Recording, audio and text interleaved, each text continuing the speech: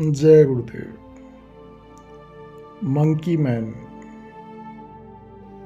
सन 2001 में अप्रैल मई की ये बात है। अखबारों में खबर छपी कि दिल्ली में कुछ लोगों पर मंकी मैन ने हमला किया है। अब पहली बार ऐसी खबर सुनने में आई और फिर नाम भी बड़ा ही अटपटा था। एक तरफ मंकी, दूसरी तरफ मैन। कुछ समझ में नहीं आया तो लोगों ने इसे बड़े ही हल्के में लिया। एक दो दिन बीते तो कुछ और भी अखबारों ने इसी तरह की और भी खबरें छापी और फिर इसके बाद दिल्ली के कई अलग अलग इलाकों से इस तरह की खबरें सुनने में आने लगी और ख़ास तौर से सेंट्रल दिल्ली के कुछ इलाकों से और यमुना पार के इलाकों से तो लोगों की खबरें आने लगी कि रात को लोग सो रहे थे और किसी रहस्यमयी मंकी मैन ने उन पर हमला किया। 2, 4, 5 दिन अफवाह चली, लगा के लोगों का वहम है, ऐसे ही है, अंधेरे में कोई बदमाशी कर रहा है, शरारत कर रहा है। लेकिन फिर धीरे धीरे लोगों की संख्या बढ़ने लगी, इलाके भी बढ़ते गए। पुरानी दिल्ली से लेकर east Delhi, north east Delhi तक ये मामला पहुंच गया। साउथ दिल्ली से भी खबरें इस तरह की आना शुरू हो गई और सारी खबरें क्या थी कि रात का वक्त और कोई मंकी मैन की तरह का आदमी हमला कर रहा है। अब इस बात को थोड़ा थोड़ा गंभीरता से लिया जाने लगा कि इतनी खबरें छप रही हैं, इतने लोग कह रहे हैं तो कुछ तो गड़बड़ है। तब जाकर ये सवाल उठा कि ये मंकी मैन है कौन, ये आखिर भला क्या है। तो कुछ चश्मदीद लोगों ने, जिन्होंने रात को देखा था मंकी मैन को, उन्होंने बतलाया कि एक 8 फीट के करीब लंबा, जिसके पूरे बदन पर लंबे काले काले बाल और आंखें बिल्कुल आग की तरह लाल। तो किसी ने बताया कि वो 5 फीट लंबा था, नाखून बड़े बड़े, चेहरा काला और शक्ल बंदर जैसी। इस तरह की कई लोगों की घटनाएं आना शुरू हो गई। दिल्ली के भले ही इलाके अलग अलग हों, लेकिन सभी लोगों की बातें और बयान करीब करीब एक जैसे ही थे। और उसके बाद हुआ ये कि घायलों की संख्या बढ़ने लगी और सभी का एक ही बात कहना कि रात को सो रहे थे और अचानक बंदर जैसी शक्ल के एक आदमी ने आकर हमला कर दिया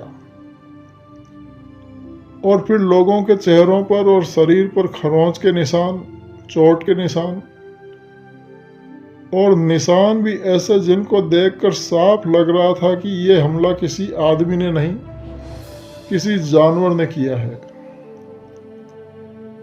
चारों तरफ से ये खबरें आना शुरू हो गई। अखबारों में भी ये खबरें खूब छपी और हुआ ये कि अचानक से ही दिल्ली में मंकी मैन मशहूर हो गया। अखबार से ये खबरें अब टीवी में आने लगी और फिर तो ऐसे मामलों की जैसे बाढ़ सी आ गई। और इन सारी घटनाओं के कारण लोगों में भी बुरी तरह दहशत छा गई। लोग अब अपने अपने इलाकों में रात रात भर जाग कर पहरा देने लगे और ये छोटा सा मामला इतना बड़ा मामला हो गया कि न्यूज़ चैनल और अखबार की फ्रंट लाइन पर केवल मंकी मैन और टीवी की हेडलाइन पर रहस्यमयी कहानी थी। लोगों को भी इंटरेस्ट आ रहा था। तो शुरू में जिस घटना को इतना हल्के में लिया जा रहा था, एक हफ्ते के अंदर अंदर ही ये घटना दिल्ली की सबसे बड़ी घटना बन गई और चारों तरफ दिल्ली में मंकी मैन की दहशत छा गई। उस समय अगर दिल्ली में कोई खौफ था, कोई आतंक था, तो वह था मंकी मैन। पुलिस के भी हाथ पैर सुन कि आखिर मंकी मैन है कौन और आखिर ये बला क्या है। और ख़ास बात यह है कि कहीं भी किसी तरह का कोई सबूत नहीं मिल रहा था और न ही मंकी मैन हाथ आ रहा था। और दुनिया की नज़रों में मंकी मैन आज भी एक रहस्य ही बना हुआ है, जिसका आज तक पता ही नहीं लग पाया कि आखिर मंकी मैन कौन था। परम पूज्य बाबा जय गुरुदेव जी महाराज से जब इस मंकी मैन के बारे में जिक्र किया गया और पूछा गया, तो स्वामी जी महाराज ने बतलाया कि इस समय दिल्ली और आसपास के क्षेत्रों में जो काले बंदर का शोर मचा है, यह कोई बहुत बड़ी प्रेतात्मा है। यदि उसकी खुराक उसे दे दी जाए तो वह शांत हो जाएगी।